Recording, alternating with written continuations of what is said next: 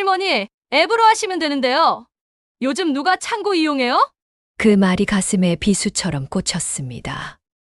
70년을 살아오면서 이런 모욕을 당할 줄은 몰랐어요. 불과 몇 년 전까지만 해도 은행 직원들이 어르신, 안녕하세요라며 정중하게 인사했는데 언제부터 이렇게 변한 걸까요? 과연 나이가 들면 세상에서 버림받아야 하는 걸까요? 40년을 성실히 살아온 한 사람의 인생이 이렇게 무시받아도 되는 걸까요? 그날부터 제 인생이 완전히 바뀌기 시작했습니다. 제 이름은 이순자입니다. 올해 70입니다. 평생 남편과 함께 작은 구멍가게를 운영하며 두 아들을 키웠어요. 남편이 세상을 떠난 지도 벌써 5년이 흘렀습니다. 그동안 혼자서도 꿋꿋하게 살아왔다고 생각했는데 그날 은행에서 일어난 일이 모든 걸 바꿔놓았어요. 손자 지훈이가 대학에 들어가면서 등록금이 필요하다는 소식을 들었습니다. 작은 적금이지만 그동안 모아둔 500만 원을 해지하러 은행에 갔어요. 40년 동안 한 번도 거르지 않고 다닌 그 은행이었습니다. 안녕하세요. 적금 해지하러 왔어요. 젊은 여직원이 귀찮다는 표정으로 저를 쳐다봤어요. 신분증이랑 통장 주세요. 그런데 할머니, 요즘은 다 앱으로 하시면 되는데 굳이 왜 오셨어요? 앱이 뭔가요? 스마트폰 앱이요. 모르세요? 요즘 누가 창구 이용해요? 시간도 오래 걸리고. 뒤에 서 있던 젊은 사람들이 웅성거리기 시작했어요. 아, 진짜 답답하다. 할머니들 때문에 맨날 줄이 길어져. 디지털 시대에 적응 못하면 집에나 있지. 그 말들이 하나하나 가슴에 박혔습니다. 직원은 복잡한 서류를 내밀며 빠르게 설명했어요. 하지만 글씨는 너무 작고 말은 너무 빨랐어요. 노안 때문에 잘 보이지도 않았고요. 여기 서명하시고 여기도 체크하시고 이건 전자서명이니까. 잠깐만요. 천천히 해주세요. 할머니, 뒤에 사람들 기다리고 있어요. 이해 안 되시면 가족분이랑 같이 오세요. 그 순간 느꼈어요. 내가 짐이 되고 있다는 것을. 40년 동안 성실하게 살아온 내 인생이 하찮게 여겨지고 있다는 것을. 결국 적금 해지도 못하고 집으로 돌아왔어요. 빈손으로 말이죠. 집에 도착해서 거울을 봤습니다. 주름진 얼굴, 구부정한 어깨, 느린 걸음걸이. 언제부터 이렇게 늙어 보이게 됐을까요? 나이 들면 바보가 되는 건가? 40년을 이 은행 다녔는데 그날 밤 처음으로 깨달았어요. 세상이 변했다는 걸. 그리고 나는 그 변화에 뒤처져 있다는 걸. 스마트폰을 들여다봤지만 어디서부터 시작해야 할지 몰랐어요. 아들 준호가 사준 건데 전화받기와 문자 보내기밖에 할 줄 몰랐거든요. 은행 앱을 다운받으려고 해봤지만 복잡한 절차 때문에 포기했어요. 비밀번호도 너무 복잡하고 인증번호라는 것도 이해가 안 됐어요. 왜 이렇게 어렵게 만들어놨지? 그때 준호에게 전화했어요. 아들아, 은행 앱 좀 깔아줄 수 있니? 엄마, 요즘 누가 그런 거로 전화해요.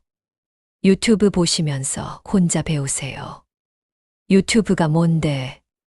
아이고, 엄마. 바빠 죽겠는데 그런 것까지 다 가르쳐 드려야 해요? 뚝. 전화가 끊어졌어요. 그 순간 느꼈습니다.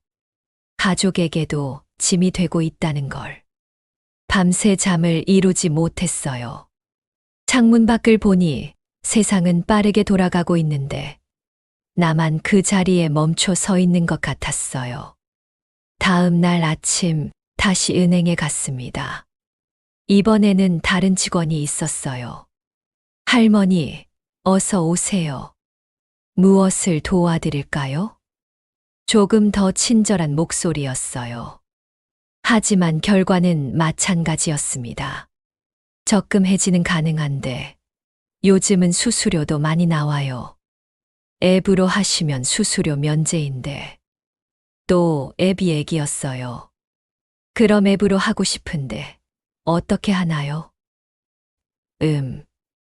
할머니 연세에는 좀 어려우실 것 같은데요. 가족분께 부탁하시는 게 나을 것 같아요. 연세. 그 말이 또 가슴을 찔렀어요.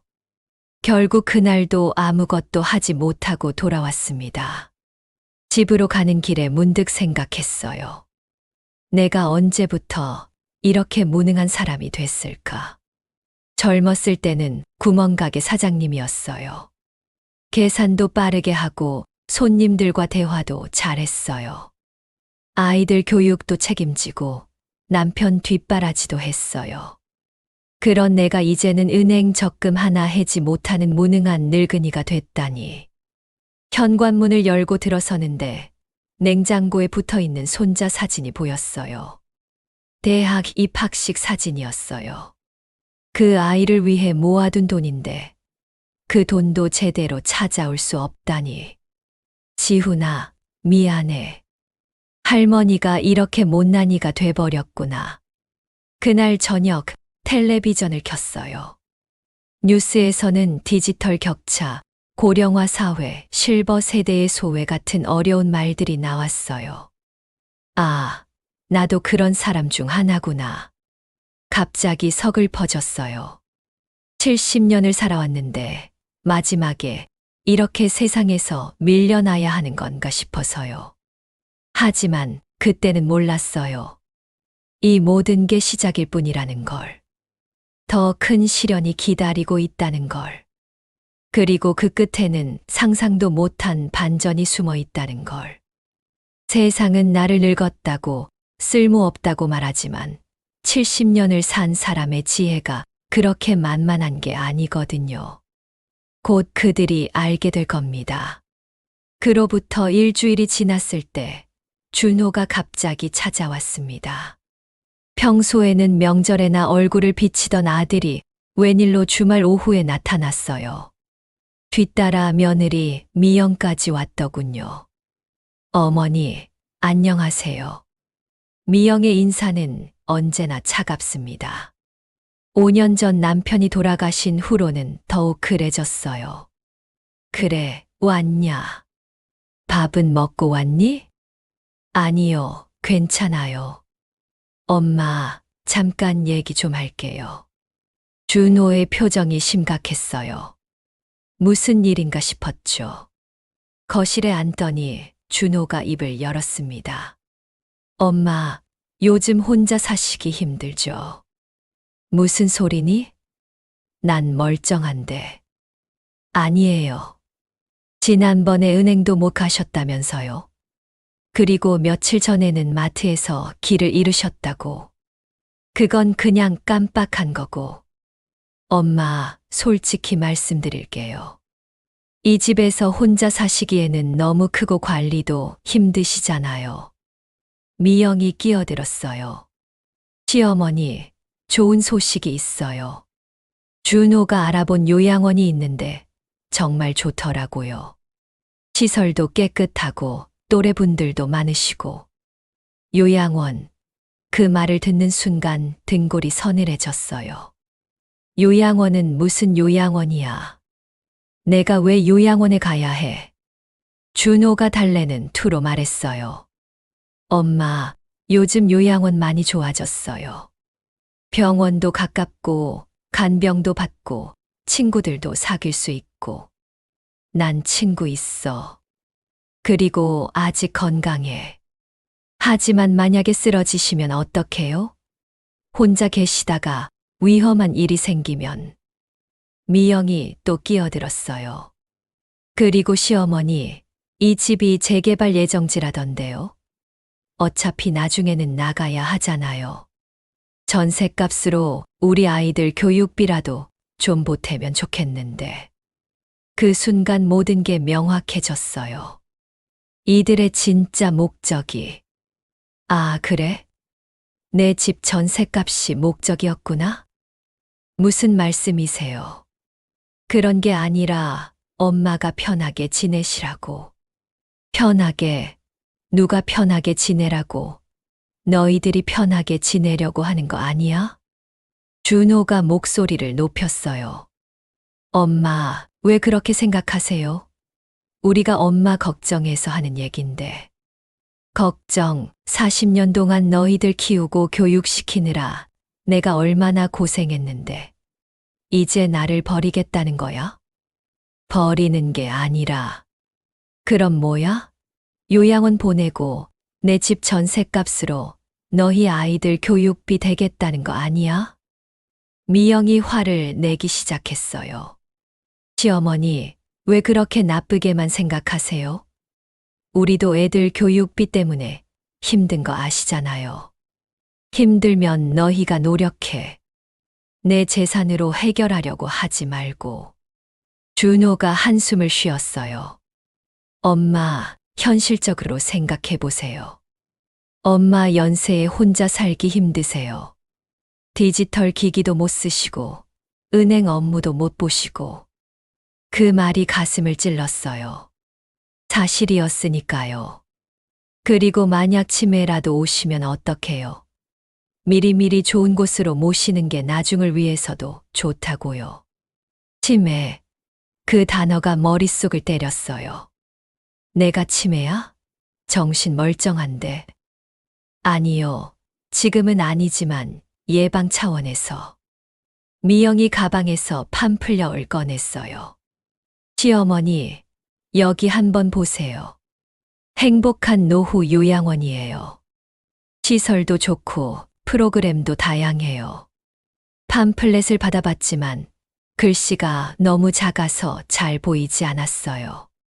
그런 제 모습을 보더니 두 사람이 눈빛을 주고받았어요. 엄마, 결정하실 시간을 드릴게요. 하지만 너무 오래 미루지는 마세요. 우리도 아이들 학원비 마련해야 해서 급해요. 그들이 돌아간 후 온 집이 조용해졌어요. 너무나 조용해서 심장 소리가 들릴 정도였어요. 거실에 혼자 앉아 생각에 잠겼습니다. 정말 내가 그들에게 짐이 된 걸까요? 40년 동안 밤낮 없이 일하며 그들을 키웠는데 이제 늙었다고 버리려는 걸까요? 남편 영정사진을 쳐다봤어요. 여보, 우리가 애들을 잘못 키운 걸까요? 이런 식으로 나올 줄 몰랐는데. 그날 밤 잠이 오지 않았어요. 천장을 보며 온갖 생각이 들었어요. 혹시 정말로 치매가 오는 건 아닐까? 요즘 깜빡깜빡하는 일이 잦아지긴 했어요. 마트에서 길을 잃은 것도 사실이고요.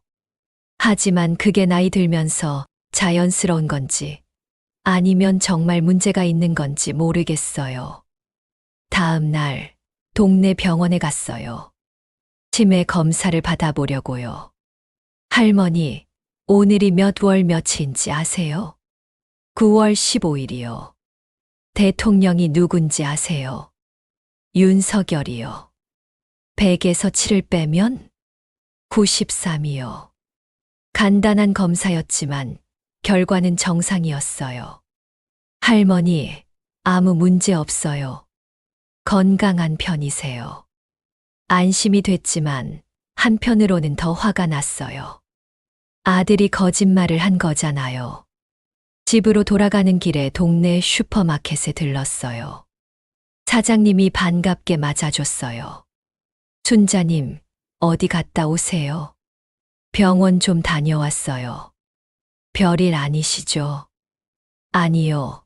검사 좀 받아봤는데 이상 없다네요. 당연하죠. 순자님 아직 정정하세요. 나이는 숫자일 뿐이에요. 그 말이 위로가 됐어요. 적어도 이 동네에서는 아직 저를 인정해 주는 사람이 있다는 게. 하지만 집에 도착해서 현실을 마주해야 했어요. 아들의 압박, 며느리의 차가운 시선, 그리고 홀로 남겨질 미래. 그날 저녁 준호에게서 문자가 왔어요. 엄마, 요양원 입소 신청서 준비해놨어요. 언제 한번 보러 가실래요? 문자를 보는 순간 온몸이 떨렸어요. 정말로 나를 버리려는 거구나. 40년 동안 밤새워 아픈 아이 간병하고 돈 벌려고 새벽부터 밤늦게 일하고 학비 마련하느라 끼니를 거르기도 했던 그 세월이 무색해졌어요. 내가 평생 모은 돈으로 너희를 키웠는데 이제 나를 버리겠다는 거냐? 그 말이 목구멍까지 올라왔지만 누구에게 할 말인가요? 들을 사람도 없고 들어줄 사람도 없어요. 그날 밤 처음으로 죽고 싶다는 생각을 했어요. 이렇게 사는 게 무슨 의미인가 싶어서요. 하지만 아직 몰랐어요. 이건 시작일 뿐이라는 걸. 더 큰 배신이 기다리고 있다는 걸. 가족이라고 믿었던 사람들이 얼마나 냉혹할 수 있는지. 그리고 그 끝에서 진짜 가족의 의미를 깨닫게 될 거라는 걸 말이에요. 요양원 얘기가 나온 지 며칠 후 동네 부녀회 모임이 있었어요. 평소에는 기다려지던 모임이었는데 그날은 왠지 발걸음이 무거웠어요. 요즘 제 처지를 생각하니 사람들 만나는 것도 부담스러워졌거든요. 순자야, 늦었네. 회장인 영자 언니가 반갑게 맞아줬어요. 하지만 다른 사람들의 시선은 예전 같지 않았어요. 순자 씨는 요즘 뒤처지시네요. 옥분이가 스마트폰을 흔들며 말했어요. 우리 단톡방에 올린 공지도 못 보시고 카톡도 잘 안 하시고. 단톡방이 뭐예요? 아이고, 단체 카톡방이요.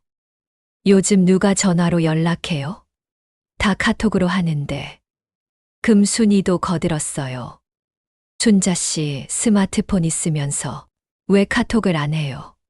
우리가 보낸 메시지도 읽지 않으시고. 카톡이 뭔지 잘 몰라서. 아이고, 요즘 세상에 카톡도 모르면 어떡해요? 손자들이 안 가르쳐줘요. 그 말에 가슴이 또 찔렸어요.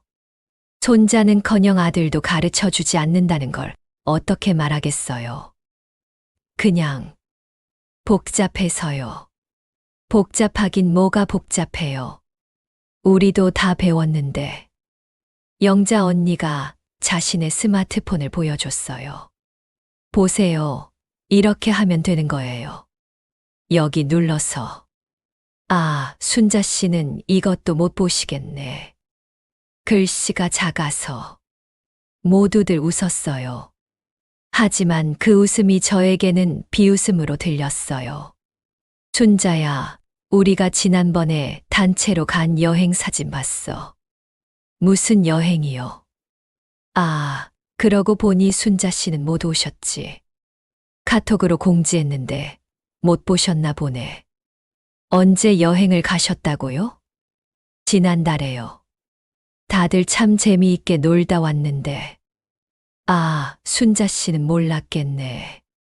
그제서야 깨달았어요. 저만 빠진 모임들이 있었다는 걸.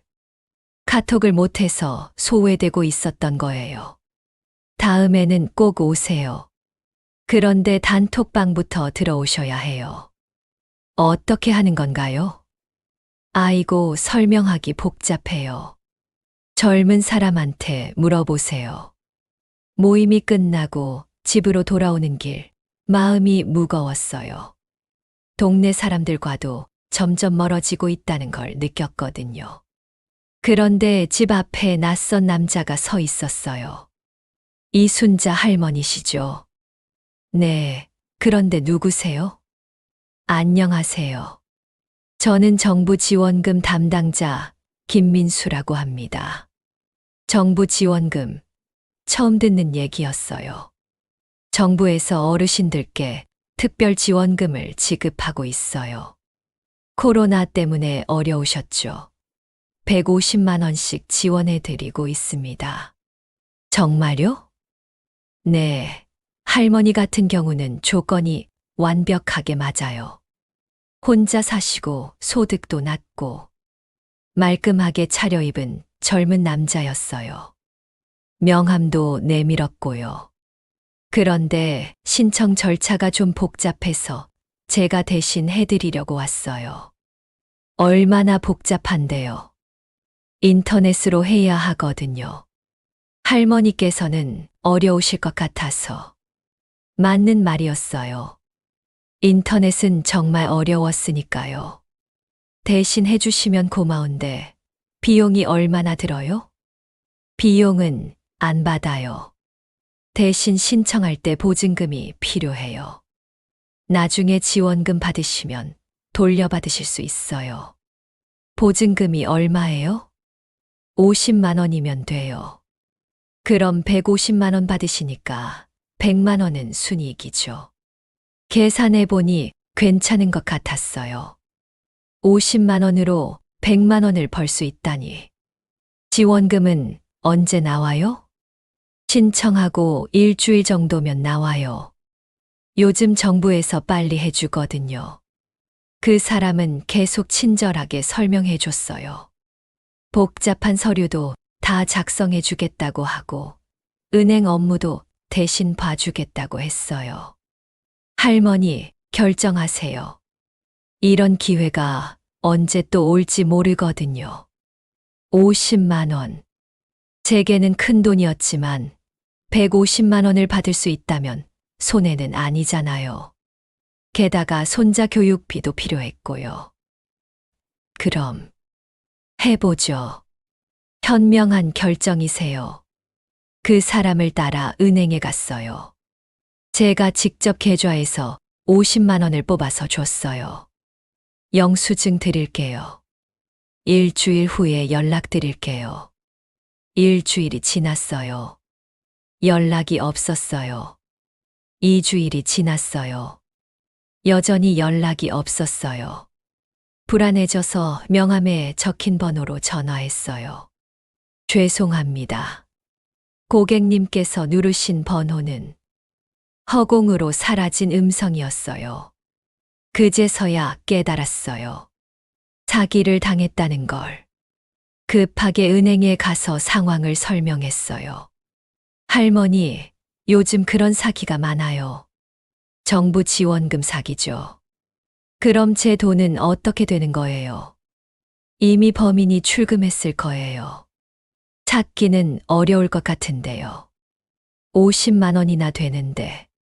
할머니, 경찰서에 신고는 하셔야겠어요. 하지만 기대는 하지 마세요.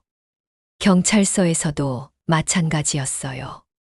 요즘 이런 사기가 많습니다. 주로 혼자 사시는 어르신들을 노리거든요. 그럼 제 돈은 돌려받을 수 없나요? 신고 접수는 해드리지만 솔직히 가능성은 희박합니다.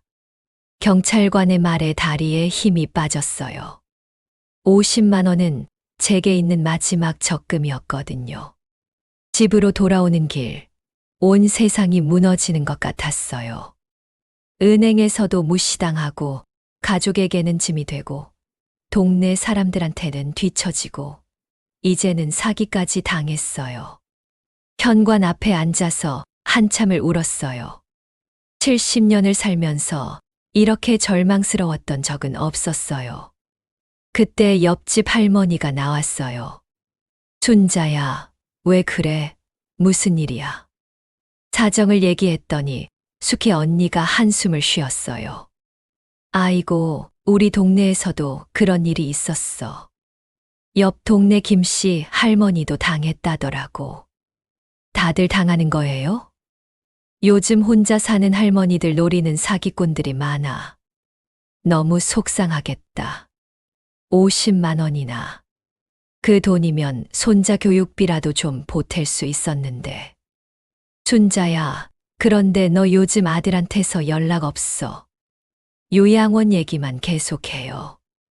요양원, 아직 갈 나이도 아닌데. 그렇죠. 전 아직 멀쩡한데 자꾸 가라고 하더라고요. 혹시 집 때문에 그러는 거 아니야? 어떻게 아셨어요? 요즘 재개발 얘기 나오니까 다들 부모님 집 노리는 자식들이 많다더라고. 속상하지만 현실이야. 그 말을 듣고 나니 더 절망스러웠어요. 저만 당하는 일이 아니라는 게 오히려 더 슬펐어요. 집에 들어가서 냉장고를 열어봤어요. 먹을 게 별로 없었어요. 사기당한 50만 원으로 장을 볼 생각이었는데 라면 하나를 끓여서 저녁을 먹었어요. 입맛이 없어서 반도 못 먹었어요. 그날 밤 준호에게서 전화가 왔어요. 엄마, 요양원 언제 결정하실 거예요? 우리도 계획을 세워야 해서요.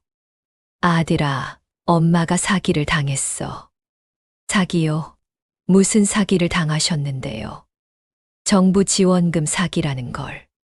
50만 원을 잃었어. 한동안 침묵이 흘렀어요.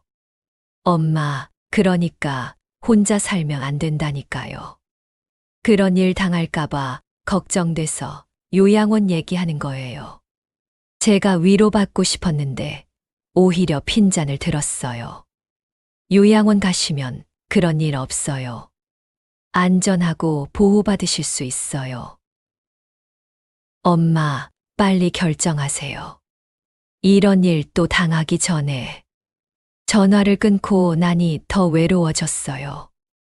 아들마저 제 편이 아니라는 걸 다시 한번 느꼈거든요. 다음 날 부녀회에서 연락이 왔어요. 영자 언니였어요. 순자야, 내일 모임 있는 거 알지? 네, 알고 있어요. 그런데 이번에는 스마트폰으로 사진도 찍고 그럴 거니까 준비해와. 전 스마트폰을 잘 못 써서. 아이고, 그럼 어떡해. 요즘 모임에서 스마트폰 못 쓰면 재미없는데. 결국 그 모임도 빠지게 됐어요. 갈 수는 있지만 또 소외될 게 뻔했거든요. 집에 혼자 남아서 창밖을 봤어요. 세상은 빠르게 변해가는데 저만 그 자리에 멈춰 있는 것 같았어요. 하늘도 무심하시지. 이 나이에 이런 일을 다 당해야 하나. 그때 문득 한강이 떠올랐어요. 예전에 남편과 자주 산책했던 곳이었어요. 무작정 집을 나섰어요. 버스를 타고 한강으로 갔어요. 다리 위에 서서 강물을 내려다봤어요. 회색빛 물이 조용히 흘러가고 있었어요. 이렇게 사는 게 무슨 의미일까? 70년을 살았는데 마지막이 이렇게 초라할 줄은 몰랐어요. 가족에게는 짐이 되고 사회에서는 뒤처지고 사기꾼들의 표적이 되고 다리 난간에 손을 올려놓고 한참을 서 있었어요. 그런데 그때 뒤에서 누군가 말을 걸었어요. 할머니, 괜찮으세요? 돌아보니 젊은 남자였어요. 20대 정도로 보이는 대학생 같았어요. 네, 괜찮아요. 혹시 무슨 고민이라도 있으세요? 표정이. 낯선 사람이었지만 왠지 따뜻함이 느껴졌어요. 요즘 이런 관심을 보여주는 사람이 없었거든요. 그냥 나이 들면서 세상이 어려워졌어요. 어떤 면에서요? 모든 게 다 바뀌었는데 저만 뒤처진 것 같아서요. 스마트폰도 못 쓰고 인터넷도 모르고. 그 청년이 웃으면서 말했어요. 할머니, 그건 당연한 거예요. 세상이 너무 빨리 변했거든요. 저희 할아버지도 똑같으세요. 그래도 다른 분들은 다 잘하시던데. 아니에요. 다들 어려워해요. 그냥 드러내지 않을 뿐이죠. 그 말이 조금 위로가 됐어요. 할머니, 제가 도와드릴까요? 스마트폰 사용법 같은 거. 정말요? 네, 시간 있어요. 오늘 할 일도 없고. 그 청년의 이름은 민수였어요. 대학생이라고 했어요. 할머니, 일단 카페 가서 천천히 알려드릴게요. 여기서는 춥잖아요. 근처 카페에 앉아서 민수가 제 스마트폰을 들여다봤어요. 할머니, 이거 좋은 폰이에요. 아드님이 사주신 거죠. 네. 그런데 전화 받기밖에 못해요.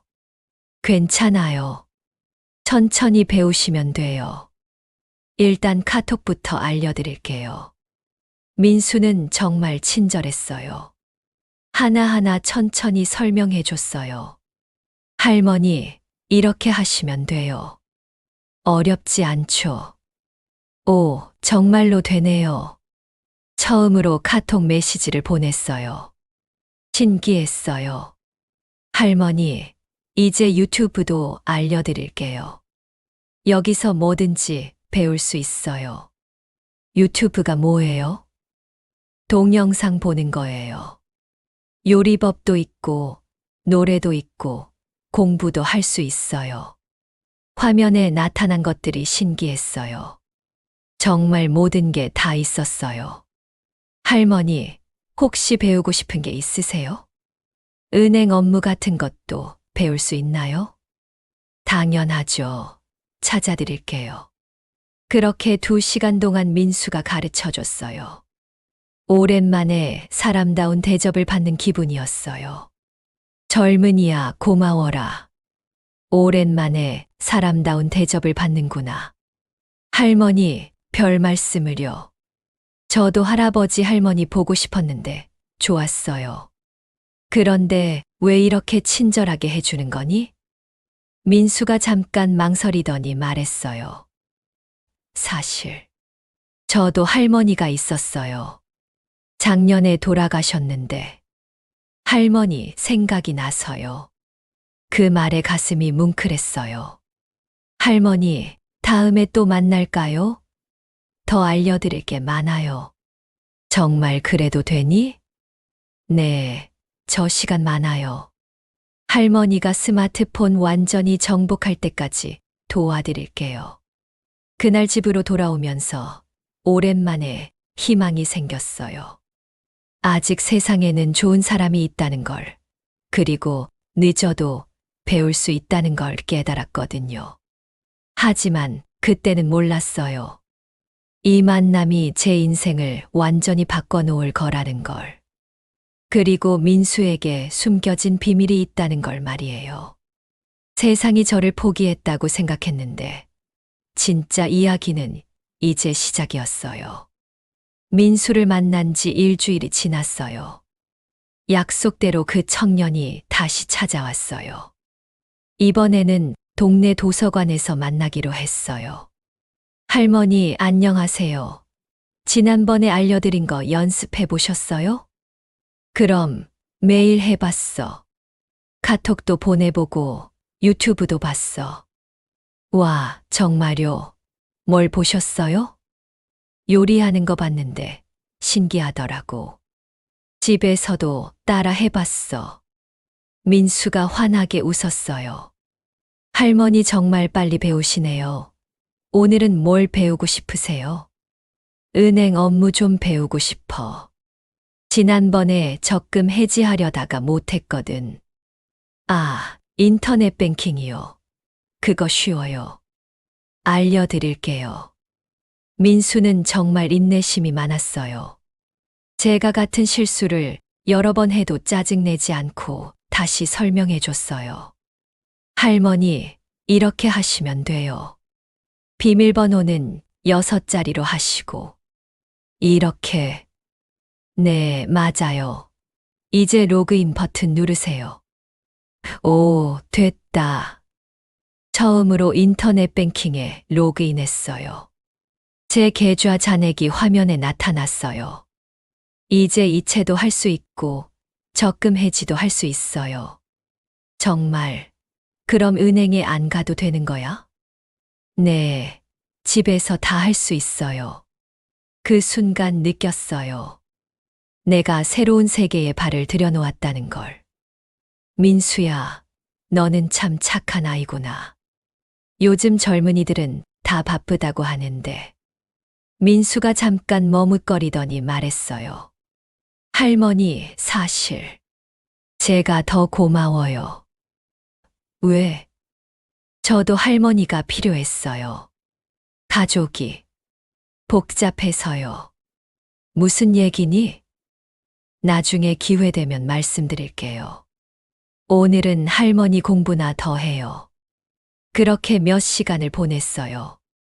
유튜브로 운동법도 배우고, 날씨도 확인하고, 뉴스도 봤어요. 할머니, 이제 많이 늘으셨어요. 혼자서도 충분히 하실 수 있을 것 같은데요. 정말, 나도 이제 스마트폰 족이 되는 거야. 당연하죠. 할머니 완전 디지털 고수세요. 집으로 돌아오면서 기분이 좋았어요. 오랜만에 뭔가 성취감을 느꼈거든요. 집에 도착해서 바로 부녀회 단톡방에 들어가 봤어요. 민수가 알려준 대로 하니까 쉽게 됐어요. 안녕하세요. 이순자입니다. 이제 카톡 할 수 있게 됐어요. 금세 답장들이 왔어요. 어머, 순자 씨 드디어. 축하해요. 이제 우리 모임도 참여하실 수 있겠네요.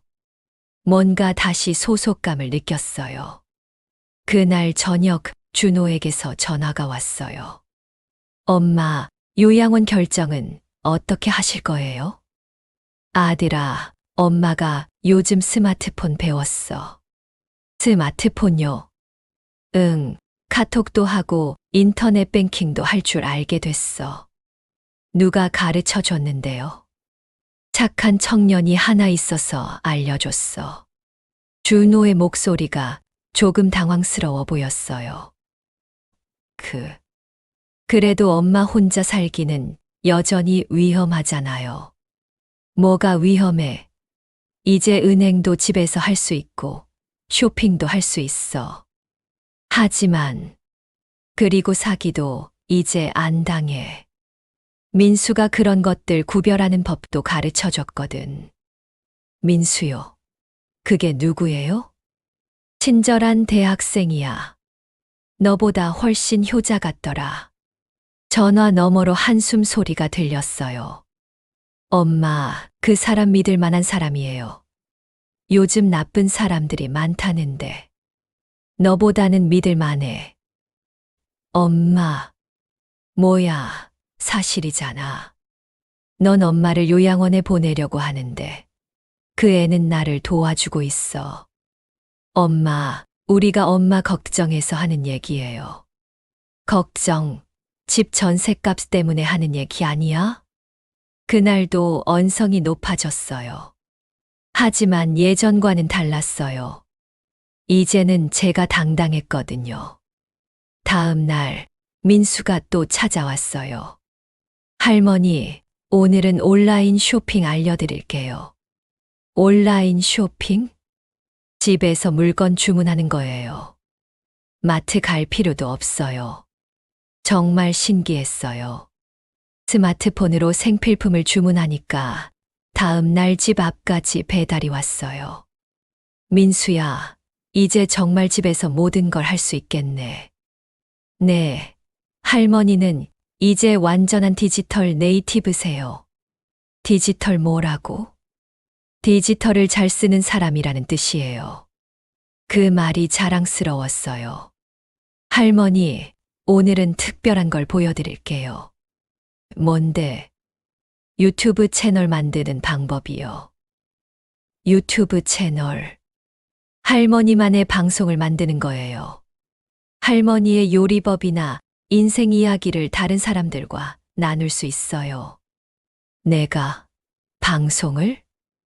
네, 요즘 할머니 유튜버들 인기 많아요. 할머니 이야기를 듣고 싶어 하는 사람들이 많거든요. 상상도 못한 일이었어요. 70세에 방송을 한다니. 하지만 누가 내 얘기를 듣고 싶어 하겠어. 할머니 요리 정말 맛있잖아요. 그리고 인생 경험도 풍부하시고. 그래도 한번 해보세요. 재미있을 거예요. 민수의 도움으로 순자 할머니의 지혜라는 채널을 만들었어요. 첫 번째 영상은 김치찌개 끓이는 방법이었어요. 안녕하세요. 순자 할머니예요. 오늘은 김치찌개 맛있게 끓이는 법을 알려드릴게요. 떨리는 목소리로 시작했지만 요리 얘기를 하다 보니 자연스러워졌어요. 김치는 좀 신 게 좋아요. 그래야 깊은 맛이 나거든요. 그리고 돼지고기는 영상을 올리고 나서 며칠 후 민수가 신나서 전화했어요. 할머니, 영상 봤어요? 조회수가 500번이나 됐어요. 500번, 정말. 네, 그리고 댓글도 달렸어요. 댓글을 읽어보니 감동적이었어요. 할머니 목소리가 우리 돌아가신 할머니 같아요. 김치찌개 따라 해봤는데 정말 맛있어요. 할머니 더 많은 요리 알려주세요. 젊은이야 고마워라. 오랜만에 사람다운 대접을 받는구나. 그 말을 민수에게 했을 때 민수의 눈이 촉촉해졌어요. 할머니, 제가 더 고마워요. 할머니 덕분에 저도 많이 배우고 있어요. 뭘 배운다는 거니? 인생을. 그리고 가족의 소중함을. 그때 민수의 표정이 조금 슬퍼 보였어요. 무슨 사연이 있는 것 같았지만 묻지 않았어요. 일주일 후 두 번째 영상을 올렸어요. 이번에는 인생 이야기였어요. 70년을 살면서 깨달은 건 나이는 숫자일 뿐이라는 거예요. 언제든 새로운 걸 배울 수 있어요. 이 영상은 더 인기가 많았어요. 조회수가 2,000번을 넘었고 댓글도 수십 개가 달렸어요. 할머니 말씀에 위로받아요. 포기하려던 공부 다시 시작할게요. 할머니처럼 긍정적으로 살고 싶어요. 하지만 그때는 몰랐어요. 이 작은 변화가 큰 위기를 불러올 거라는 걸. 아들 준호가 제가 달라지는 모습을 보고 불안해하기 시작했다는 걸 말이에요. 그리고 더 큰 비밀이 숨어 있다는 걸. 민수의 정체와 우리 가족에 얽힌 놀라운 진실이 기다리고 있다는 걸. 하지만 그 순간만큼은 행복했어요. 새로운 희망을 찾았다는 게, 그리고 아직 늦지 않았다는 걸 깨달았으니까요. 유튜브 채널이 인기를 끌기 시작하면서 제 일상이 바뀌었어요. 매일 댓글을 확인하고 새로운 영상 아이디어를 생각하고 민수와 촬영 계획을 세웠어요. 70년 만에 처음으로 뭔가에 푹 빠져 있는 기분이었어요. 할머니 구독자가 1,000명 넘었어요. 민수가 신나서 소리쳤어요. 1,000명, 정말 그렇게 많은 사람이 내 영상을 본다고? 네, 그리고 수익도 나기 시작했어요. 수익. 유튜브에서 광고료를 주거든요. 한 달에 20만 원 정도 될 것 같아요. 20만 원, 사기당한 50만 원의 절반이지만 제가 직접 번 돈이라는 게 의미가 있었어요. 그런데 문제가 생기기 시작했어요. 어느 날 준호가 갑자기 찾아왔어요. 평소보다 얼굴이 심각했어요. 엄마, 요즘 이상하신 것 같은데요. 뭐가 이상해? 유튜브 한다면서요? 그리고 모르는 사람이랑 계속 만난다면서요. 민수 말하는 거야? 그 애가 나를 도와주는 거야. 엄마, 그 사람 정체를 아세요? 착한 대학생이야. 정말 대학생인지 확인해 보셨어요? 요즘 노인들 상대로 사기치는 사람들이 많다는데. 그 말에 가슴이 철렁했어요. 혹시 민수도? 아니야, 그 애는 달라.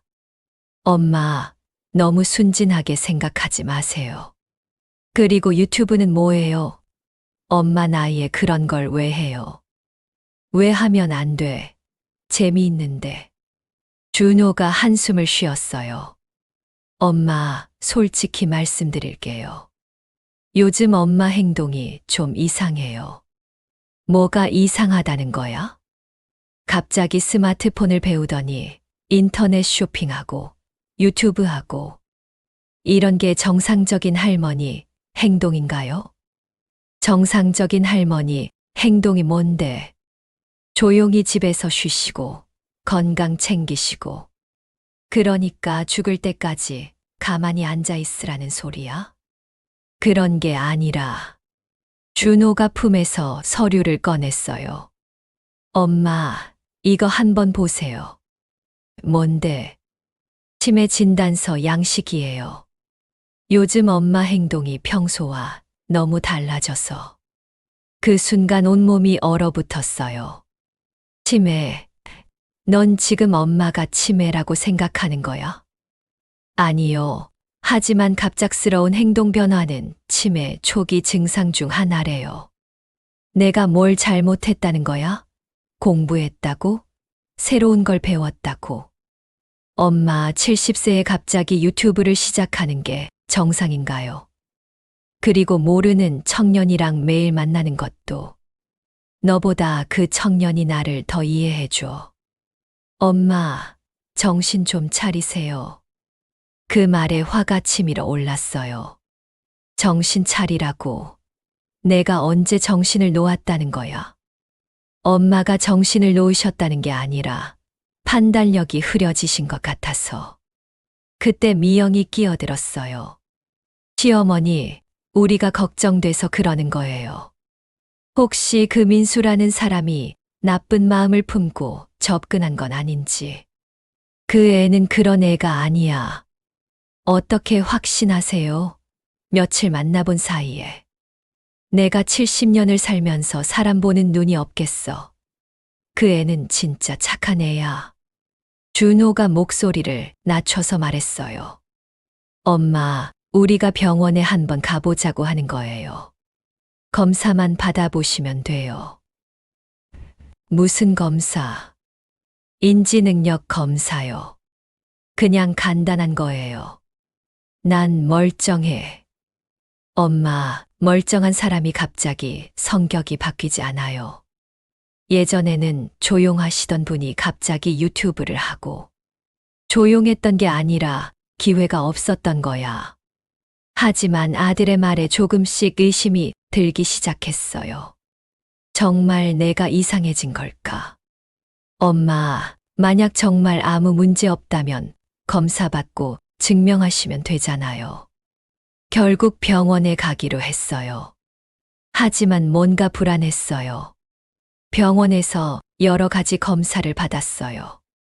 기억력 테스트, 인지능력 검사, 뇌 MRI까지. 할머니, 오늘이 몇 년 몇 월 며칠인지 아세요? 2024년 9월 28일이요. 대통령이 누구인지 아세요?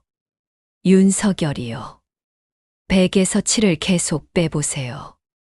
193, 86, 79, 72점. 모든 답을 정확하게 했어요.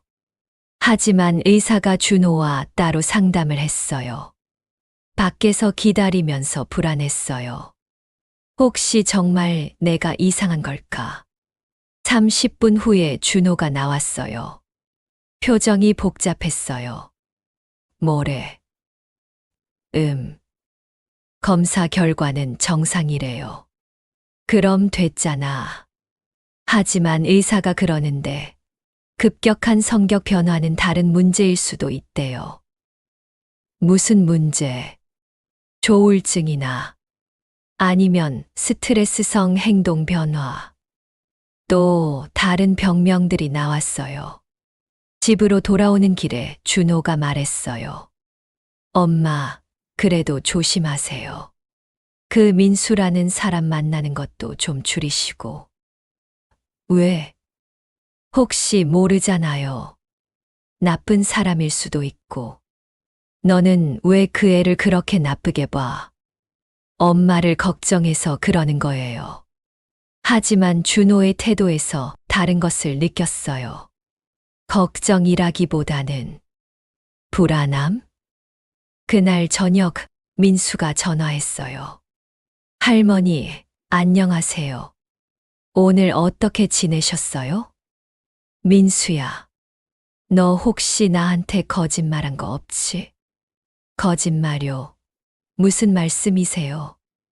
넌 정말 대학생이야? 네, 왜 갑자기 그런 말씀을? 아들이 자꾸 너를 의심해서. 민수가 잠깐 침묵했어요. 할머니, 제가 사실 말씀드리고 싶은 게 있어요. 가슴이 철렁했어요. 뭔데? 내일 만나서 말씀드릴게요. 전화로는 어려워서. 지금 말해줘. 뭔데? 할머니, 저는 나쁜 사람 아니에요. 그건 확실해요. 그럼 뭘 숨기고 있는 거야? 내일 꼭 말씀드릴게요. 전화를 끊고 나니 온갖 상상이 들었어요. 혹시 준호 말이 맞는 건 아닐까? 민수가 정말 나쁜 사람인 건 아닐까?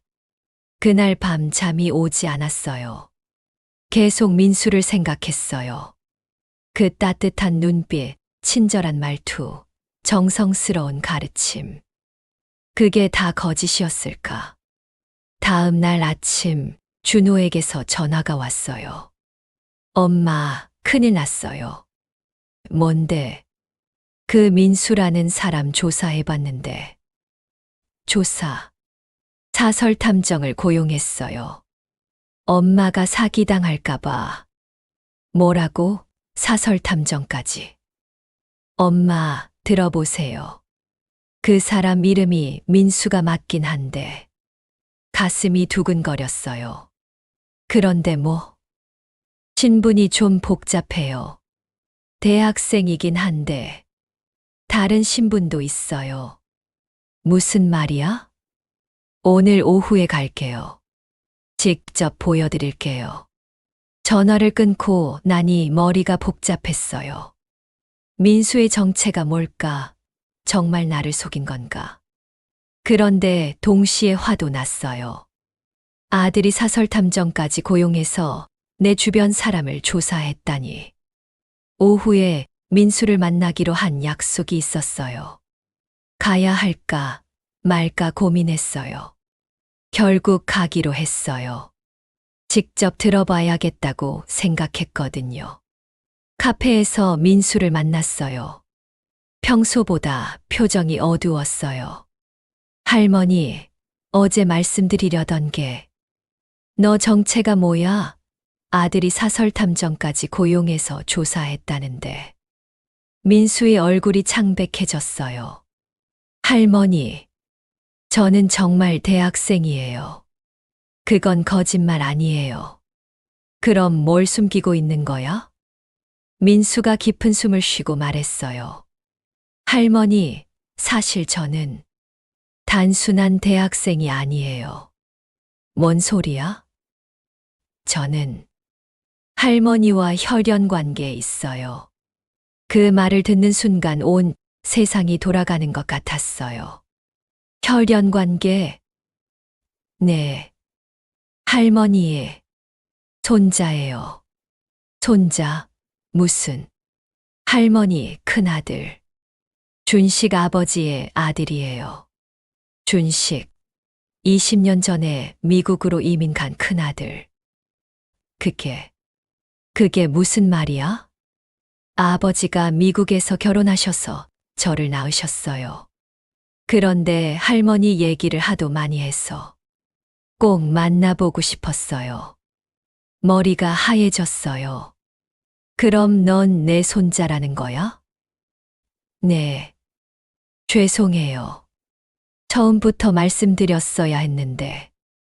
왜 숨겼어? 할머니가 거부하실까봐. 그리고 아버지가 연락도 안 하고 계셔서 어떻게 말해야 할지. 그 순간 모든 게 명확해졌어요. 민수의 따뜻함, 끝없는 인내심, 할머니에 대한 그리움. 하지만 동시에 배신감도 들었어요. 너도 나를 속인 거구나. 할머니, 속인 게 아니라 20년 동안 연락 한 번 없던 아들의 아들이 갑자기 나타나서 그때 카페 문이 열리면서 준호가 들어왔어요. 손에는 서류 뭉치를 들고 있었어요. 엄마, 거기 계셨네요. 준호가 민수를 보더니 차가운 표정을 지었어요. 당신이 민수 씨군요. 네. 안녕하세요. 엄마, 이제 알겠죠? 이 사람이 누군지. 준호가 서류를 테이블에 내려놓았어요. 엄마를 이용하려는 사기꾼입니다. 사기꾼. 큰형 아들이라고 거짓말하면서 접근한 거예요. 민수가 벌떡 일어났어요. 거짓말 아닙니다. 저는 정말. 증거가 있어요? 준호가 서류를 폈어요. 이 사람 전과가 있어요. 노인 대상 사기 전과가. 그 말을 듣는 순간 세상이 무너지는 것 같았어요. 민수가 급하게 말했어요. 할머니, 그건 오해예요. 저는. 엄마, 이제 아시겠죠? 처음부터 계획된 일이었어요. 내 머릿속이 하얘졌어요. 누구를 믿어야 할까? 70년을 살면서 이렇게 혼란스러웠던 적은 없었어요. 그런데 더 큰 충격이 기다리고 있었어요. 준호의 진짜 계획이 무엇인지, 그리고 민수의 정체에 숨겨진 진실이 무엇인지. 모든 것이 밝혀질 순간이 다가오고 있었어요. 카페에서 나온 후 머리가 복잡했어요. 민수의 말을 믿어야 할까? 준호의 말을 믿어야 할까? 집에 돌아와서 혼자 생각에 잠겼어요. 그런데 문득 민수가 가르쳐 준 게 하나 떠올랐어요. 할머니, 요즘은 모든 대화를 녹음해 두는 게 좋아요. 사기꾼들 때문에요. 그때 장난으로 보여준 녹음 앱. 혹시나 해서 제 스마트폰을 확인해 봤어요. 그러고 보니 며칠 전부터 무의식적으로 녹음을 켜두고 있었어요. 민수가 습관을 만드는 게 좋다고 해서요. 준호와 미영이 왔던 날에 녹음이 있었어요. 들어봤어요. 시어머니, 이 집이 재개발 예정지라던데요. 전셋값으로 우리 아이들 교육비라도. 엄마 연세에 혼자 살기 힘드세요. 만약 치매라도 오시면. 그리고 더 충격적인 내용이 있었어요. 여보, 엄마가 요양원 가시면 이 집 전셋값이 3억인데. 응, 아이들 학원비에 대출 갚는 것까지 하면 딱 맞을 것 같아. 그런데 엄마가 갑자기 스마트폰 데우고, 그러니까 계획이 꼬이네. 괜찮아. 치매 진단만 받으면 돼. 강제 후견인 신청하면 끝이야. 강제 후견인. 그게 뭐야? 치매 환자는 법적으로 판단, 능력이 없다고 보잖아. 그럼 아들인 내가 모든 재산을 관리할 수 있어. 엄마가 멀쩡한데 그게 될까? 의사한테 돈 좀 주면 진단서 하나 뭐가 어려워. 요즘 그런 의사들 많아. 가슴이 철렁했어요. 아들이 나를 치매 환자로 만들어서 재산을 빼앗으려 했던 거였어요. 더 들어봤어요. 그런데 그 민수라는 애는 뭐야? 몰라. 조사해보고 있어. 혹시 엄마 재산 노리는 또 다른 사기꾼일 수도 있고. 그럼 더 좋은 거 아니야? 엄마가 사기당했다고 하면 치매 증거가 되잖아. 맞네. 그렇게 하자. 온몸이 떨렸어요. 내 아들이. 내가 40년 동안 키운 아들이 이런 계획을 세우고 있었다니. 그때 민수에게서 전화가 왔어요. 할머니, 저 정말 할머니 손자 맞아요. 증명해 드릴게요. 어떻게? 아버지랑 영상통화할 수 있어요. 아버지가 할머니께 직접 말씀드릴 거예요. 30분 후 민수가 찾아왔어요. 스마트폰으로 영상통화를 걸었어요. 화면에 나타난 사람을 보는 순간 눈물이 났어요. 엄마, 준식이었어요. 20년 만에 보는 큰아들. 준씨가. 정말 내가 맞니? 네, 엄마. 민수가 제 아들이에요. 왜 20년 동안 연락 안 했니? 죄송해요. 미국 생활이 어려워서. 그리고 나중에 성공하면 연락드리려고 했는데. 바보 같은 소리 하지 마. 엄마는 내가 성공하든 안 하든 상관없어. 준식이 울먹였어요. 민수가 할머니 이야기를 듣고 꼭 만나보고 싶다고 해서 한국에 보냈어요. 그럼 민수는 정말, 네, 할머니 손자 맞아요. 민수가 옆에서 말했어요. 할머니, 죄송해요. 처음부터 말씀드렸어야 했는데. 괜찮다. 내가 착한 애라는 건 알고 있었어. 그런데 화면 속 준식이 심각한 표정을 지었어요. 엄마, 혹시 준호가 이상한 얘기 안 했어요? 이상한 얘기. 요양원이나 재산 얘기. 순간 결심했어요. 아들에게 녹음 내용을 들려줘야겠다고.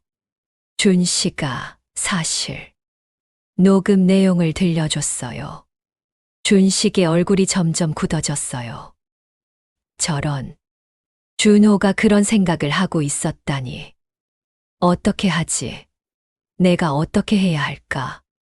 민수가 말했어요. 할머니 증거가 있으니까 괜찮아요. 이걸로 준호 삼촌을 막을 수 있어요. 어떻게? 법적으로 대응할 수 있어요. 그리고 민수가 망설이더니 계속했어요. 사실 제가 법대생이에요. 할머니를 도와드릴 수 있어요. 그날 밤 준호에게서 전화가 왔어요. 엄마, 내일 병원에 가서 정밀검사 받으셔야 해요. 왜? 강제 후견인 신청하려면 의사 진단서가 필요해요. 강제 후견인?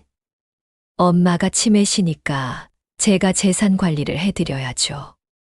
난 치매 아니야. 엄마, 어제 검사에서도 이상하다고 했잖아요. 거짓말이었어요. 의사는 정상이라고 했는데. 아들아, 내가 너한테 묻고 싶은 게 있어. 뭐예요? 넌 정말 나를 걱정해서 요양원 보내려는 거야? 당연하죠. 그럼 내 집 전셋값은 상관없는 거고? 준호가 잠깐 침묵했어요. 그것도 엄마를 위해서예요. 어떻게? 혼자 관리하시기 어려우니까. 그럼 녹음 하나 들어볼래? 녹음요? 스피커폰으로 녹음을 틀었어요. 여보, 엄마가 요양원 가시면 이 집 전셋값이 3억인데. 준호의 목소리가 선명하게 들렸어요. 의사한테 돈 좀 주면 진단서 하나 뭐가 어려워. 전화 너머가 조용해졌어요. 엄마, 그게 내가 바보인 줄 알았지. 70년을 산 게 헛된 게 아니다. 엄마, 오해세요. 오해, 뭐가 오해야? 내 목소리로 다 녹음돼 있는데. 엄마, 그건 그냥 말일 뿐이었어요. 말일 뿐, 강제 후견인 신청서까지 준비해 놓고. 준호가 당황해서 말을 더듬었어요. 그건.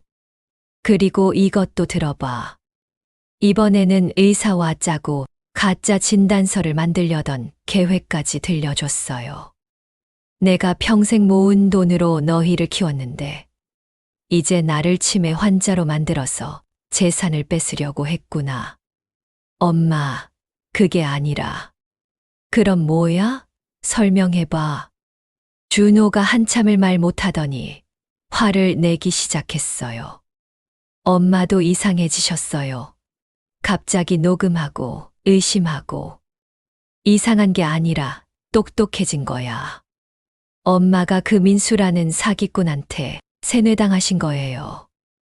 민수는 내 조카야. 뭐라고요? 준식이 아들이야. 내 손자고. 그럴 리가. 영상통화로 확인했어. 준식이가 직접 말했고, 준호가 완전히 당황했어요. 그럼 큰형이 돌아오신다는 거예요? 그건 모르겠지만, 적어도 내가 나를 속이려던 건 다 들통났다. 엄마, 너는 이제 내 아들이 아니야. 40년 동안 키운 보람이 없구나. 전화를 끊어버렸어요. 그때 민수가 나타났어요. 할머니, 다 들었어요. 정말 잘하셨어요. 이제 어떻게 해야 하지? 법적으로 대응할 수 있어요. 녹음 증거가 있으니까 강제 후견인 신청도 막을 수 있고 사기 미수로 고발도 할 수 있어요. 정말. 네. 그리고 할머니는 이제 완전히 자유로우세요. 그날 밤 오랜만에 깊게 잠들었어요. 40년 동안 믿었던 아들에게 배신당했지만 새로운 손자를 찾았어요. 그리고 무엇보다 내가 바보가 아니라는 걸 증명했어요. 70년을 살면서 배운 건 가족이라는 이름만으로는 믿을 수 없다는 것. 하지만 진짜 가족은 따로 있다는 것. 그리고 나이는 정말 숫자일 뿐이라는 것.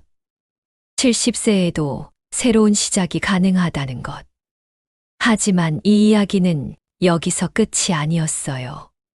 더 큰 반전이 기다리고 있었거든요.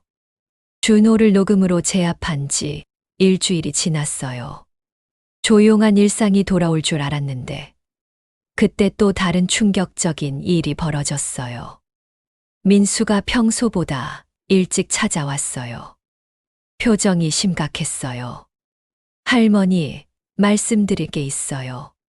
뭔데, 또 무슨 일이야? 사실, 제가 처음에 거짓말한 게 있어요. 가슴이 철렁했어요. 또 다른 거짓말이 있었다는 건가? 뭘 거짓말했는데? 민수가 깊은 숨을 쉬고 말했어요.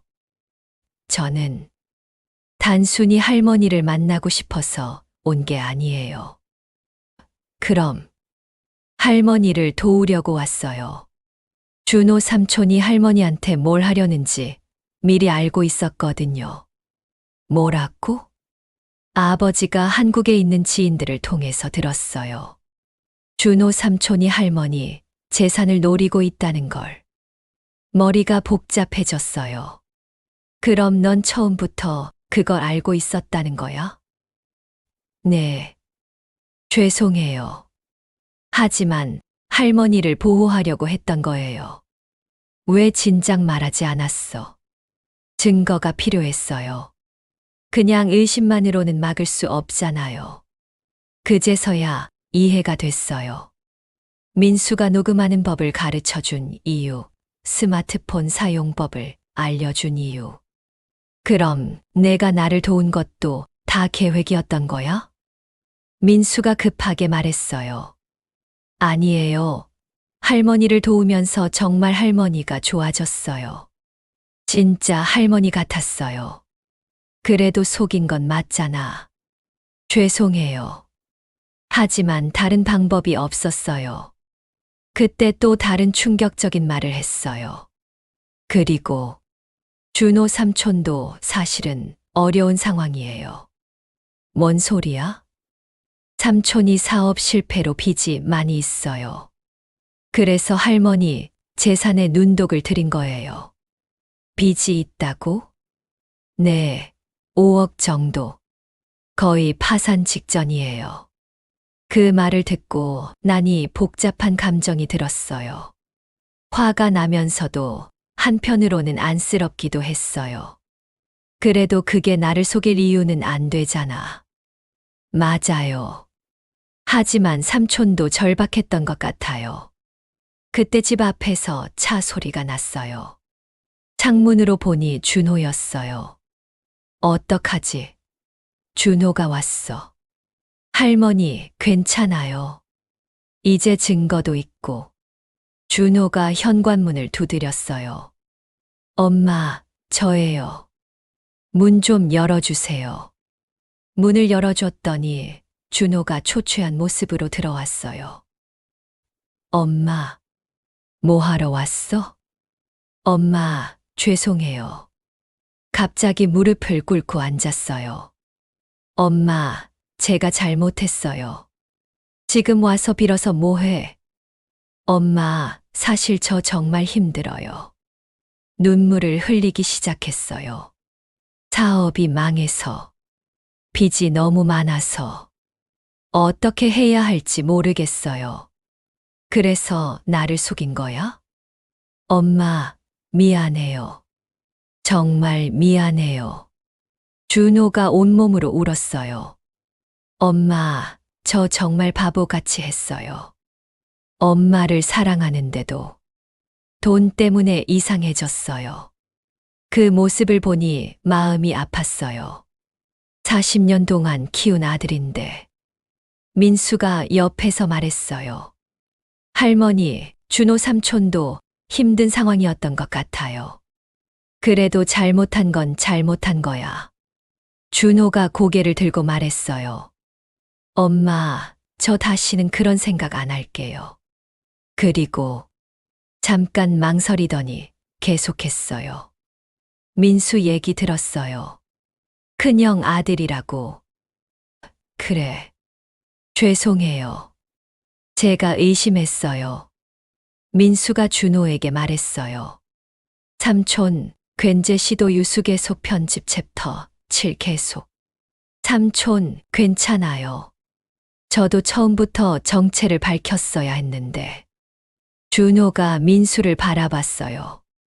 너 정말 큰형 아들이야? 네, 증명해드릴게요. 민수가 다시 준식과 영상통화를 연결했어요. 화면에 나타난 준식을 보자 준호의 눈이 커졌어요. 형, 정말 형이에요? 준호야, 오랜만이다. 형, 왜 연락 안 하셨어요? 20년 동안. 미안해.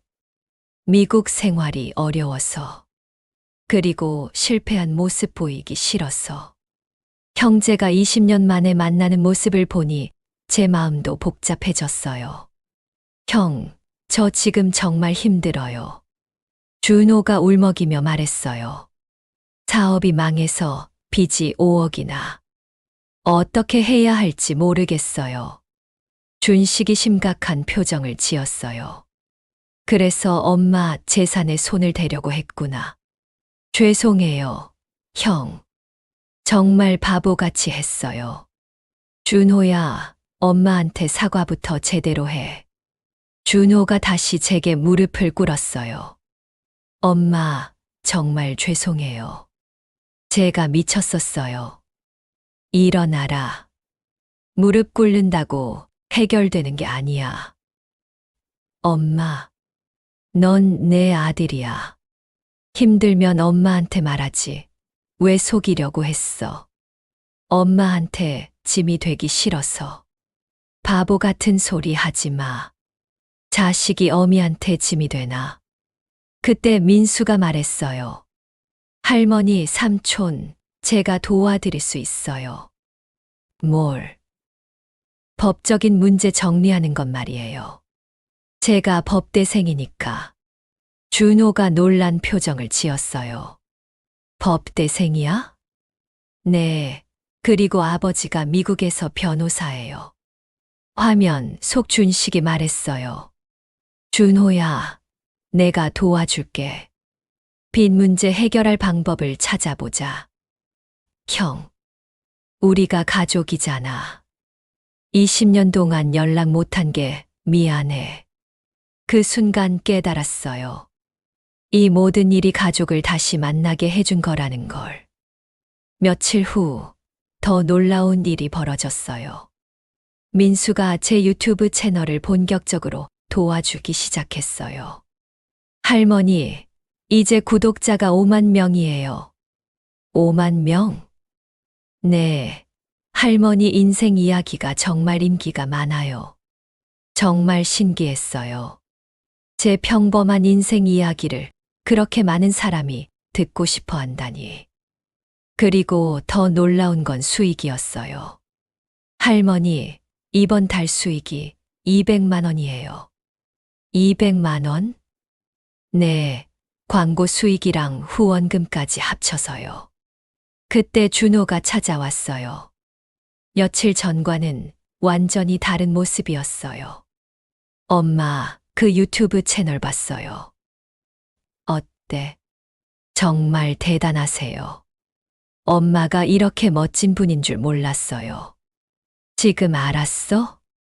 죄송해요. 제가 엄마를 제대로 몰랐네요. 준호가 진심으로 반성하는 모습이었어요. 엄마, 그리고 제가 빈 문제 해결할 길을 찾았어요. 어떻게? 큰형이 미국에서 변호사 연결해줘서 채무 조정받을 수 있을 것 같아요. 정말? 네, 그리고 저도 새로 시작하려고요. 엄마처럼요. 그 말이 기뻤어요. 일주일 후 또 다른 놀라운 소식이 들렸어요. 준식이 한국에 온다는 거였어요.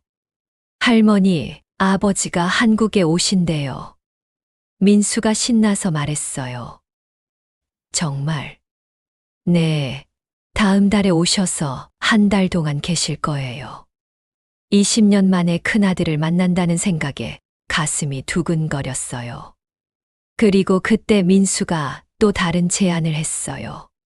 할머니, 이 모든 이야기를 유튜브에 올려보는 게 어때요? 무슨 이야기?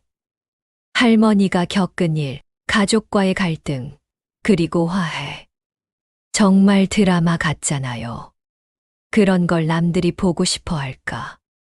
할머니, 요즘 사람들이 진짜 이야기를 좋아해요.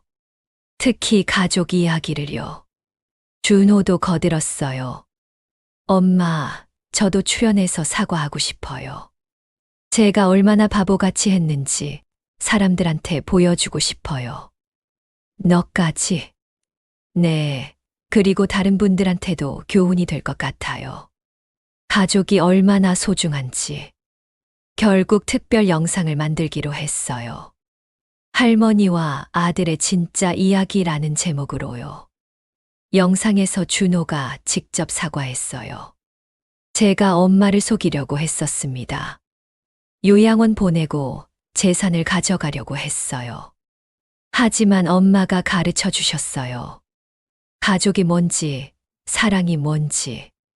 70세에 새로운 걸 배우시는 엄마를 보면서 저도 변했습니다. 이 영상이 엄청난 반향을 일으켰어요. 조회수가 100만을 넘었고 댓글도 수천 개가 달렸어요. 눈물 났어요.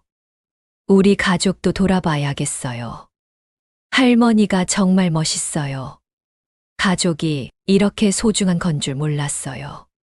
그때 깨달았어요. 제 이야기가 다른 사람들에게도 도움이 되고 있다는 걸. 민수가 말했어요. 할머니, 이제 정말 유명해지셨어요. 구독자가 10만 명 넘었어요. 10만 명? 네, 그리고 방송국에서 연락도 왔어요. 인터뷰 요청이요. 방송국? 네, 할머니 이야기를 더 많은 사람들에게 알리고 싶다고 해요. 정말 믿기지 않았어요. 70세에 방송에 나간다니. 하지만 가장 기뻤던 건 가족이 다시 뭉쳤다는 거였어요. 준식은 한국에 오기로 했고, 준호는 진심으로 반성했고, 민수는 진짜 손자였고, 그리고 무엇보다 저 자신이 새로운 사람이 됐다는 거였어요. 70년을 살면서 가장 힘들었던 시기가 가장 행복한 시기로 바뀐 거예요. 하지만 진짜 놀라운 건 아직 남아 있었어요. 이 모든 이야기가 전국적으로 알려지면서 생기게 될 마지막 기적 말이에요. 방송 출연을 일주일 앞두고 집에 택배가 하나 도착했어요. 발신인을 보니 김영희라고 적혀 있었어요. 모르는 이름이었어요. 상자를 열어보니 편지와 함께 낡은 사진들이 들어 있었어요. 편지를 읽어봤어요. 순자 언니에게. 안녕하세요. 저는 영희예요. 언니 기억나세요? 40년 전 구멍가게 옆에서 살았던 영희요. 언니 유튜브 보고 연락드려요. 그때 언니가 저희 가족 도와주신 거 아직도 기억해요. 제 아들이 아플 때 병원비 빌려주시고 밥도 챙겨주시고 언니 덕분에 제 아들이 살았어요. 그 아들이 지금 의사가 됐어요. 언니를 꼭 만나 뵙고 싶어요. 편지를 읽으면서 눈물이 났어요. 40년 전 일을 기억해 주는 사람이 있다니. 그때부터 연락이 이어졌어요. 예전에 알던 사람들, 제 영상을 본 시청자들, 심지어 외국에서도 연락이 왔어요. 민수가 말했어요. 할머니 이야기가 해외에도 번역돼서 나가고 있어요. 해외에도. 네, 특히 일본이랑 대만에서 반응이 좋아요. 고령화 사회라서 공감하는 분들이 많으신가 봐요. 정말 신기했어요. 제 작은 이야기가 이렇게 멀리까지 퍼지다니. 그리고 드디어 준식이 한국에 도착했어요. 공항에서 20년 만에 만나는 큰아들을 봤을 때 눈물이 멈추지 않았어요. 엄마, 준식아. 서로 꼭 안고 한참을 울었어요. 엄마, 20년 동안 정말 보고 싶었어요. 왜 연락 안 했니? 엄마가 얼마나 기다렸는데. 죄송해요. 실패한 모습 보이기 싫어서. 바보같이 생각했어요. 준호도 함께 왔어요. 20년 만에 만나는 형제의 모습이 감동적이었어요. 형, 준호야, 많이 컸네. 형, 정말 보고 싶었어요. 그 순간 온 가족이 뭉쳤어요. 할머니, 아들 둘, 그리고 손자 민수까지. 그날 저녁, 온 가족이 함께 식사를 했어요. 20년 만에 다시 차린 가족 식탁이었어요. 엄마, 요리 솜씨가 여전하시네요. 준식이 반찬을 먹으며 말했어요. 많이 늙었는데 뭘. 아니에요. 오히려 더 건강해 보이세요. 민수가 거들었어요. 할머니, 요즘 정말 젊어지셨어요. 유튜브 하시면서 활력이 생기신 것 같아요. 준호도 말했어요. 정말 그래요. 예전보다 훨씬 당당하시고. 너희들이 몰랐을 뿐이야. 엄마는 원래 이런 사람이었어. 가족들과 함께 웃으면서 밥을 먹는 기분이 정말 좋았어요. 그리고 일주일 후 드디어 방송 출연 날이 왔어요. 아침마다 프로그램에 나가기로 했어요. 전국 방송이었어요. 할머니, 긴장 안 되세요? 민수가 걱정스럽게 물었어요. 처음엔 떨렸는데 이제 괜찮아. 70년 산 이야기인데 뭐 어려울 게 있겠어. 방송국에 도착했을 때 정말 많은 사람들이 있었어요. 카메라맨, 감독, 작가. 순자 할머니시죠? 안녕하세요. 젊은 여자 아나운서가 반갑게 맞아줬어요. 반갑습니다. 할머니, 이야기 정말 감동적이었어요. 저희 어머니도 할머니 팬이세요. 방송이 시작됐어요. 오늘은 특별한 손님을 모셨습니다. 70세에 유튜브를 시작해서 화제가 된 이순자 할머니입니다. 카메라가 저를 비췄어요. 처음에는 떨렸지만 금세 적응됐어요. 할머니, 유튜브를 시작하게 된 계기가 뭐였나요? 처음에는 세상에서 밀려나는 기분이었어요. 은행에서도 무시당하고 디지털 기기도 못 쓰고 제 이야기를 차근차근 들려줬어요. 은행에서 당한 일, 아들의 배신, 민수와의 만남, 그리고 가족의 화해까지. 정말 영화 같은 이야기네요. 그 과정에서 가장 힘들었던 점은 뭐였나요? 가족에게 배신당했을 때였어요. 40년 동안 키운 아들이 저를 치매 환자로 만들려고 했을 때. 그때 어떤 기분이셨나요? 세상이 무너지는 것 같았어요. 하지만 포기하지 않았어요.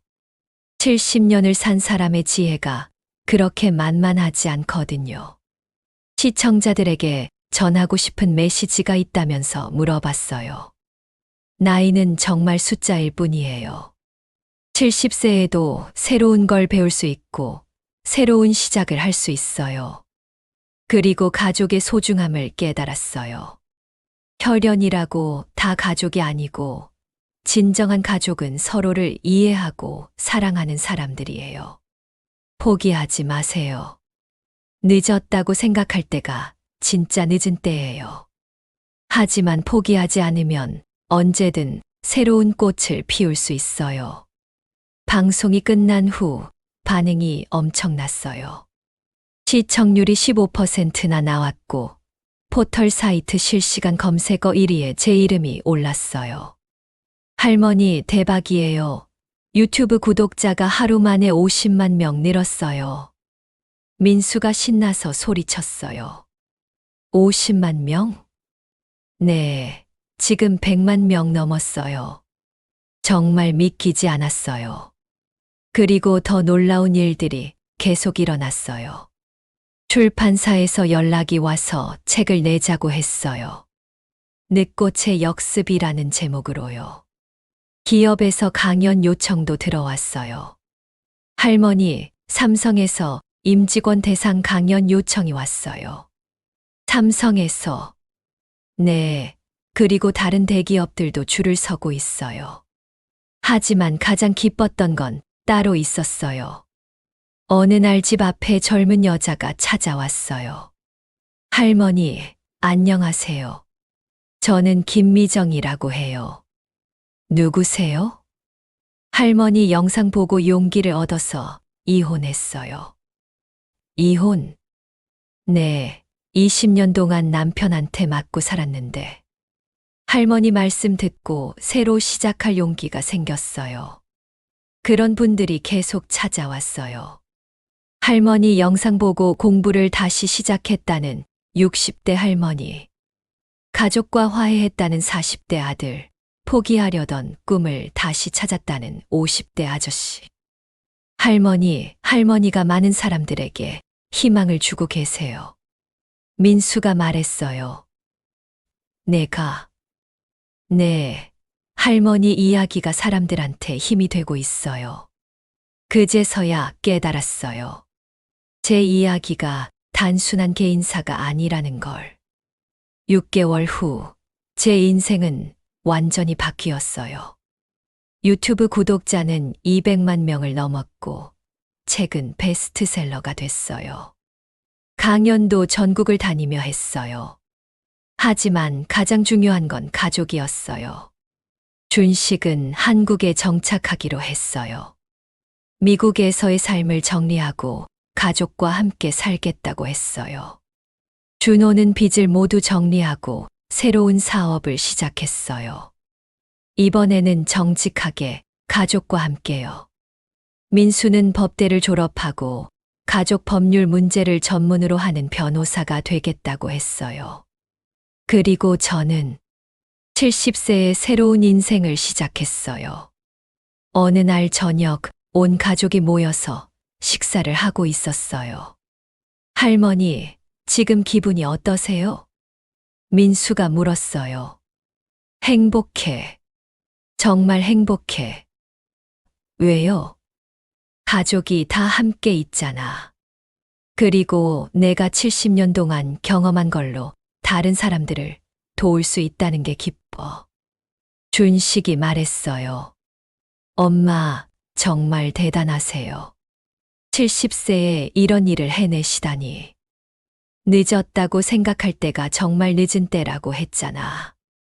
하지만 포기하지 않으면 언제든 새로운 꽃을 피울 수 있어. 그 말을 하면서 문득 생각했어요.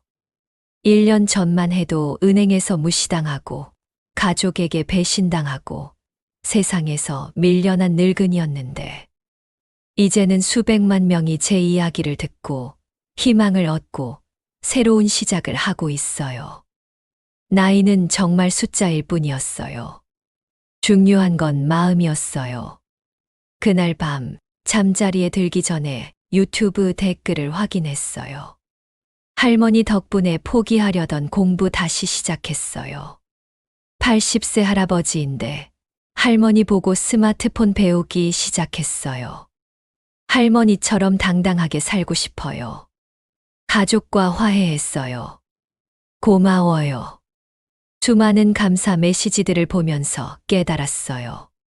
제가 늦꽃을 피운 게 아니라 다른 사람들이 꽃을 피울 수 있도록 도와주고 있다는 걸. 70년을 살면서 가장 행복한 시간이 지금이라는 걸.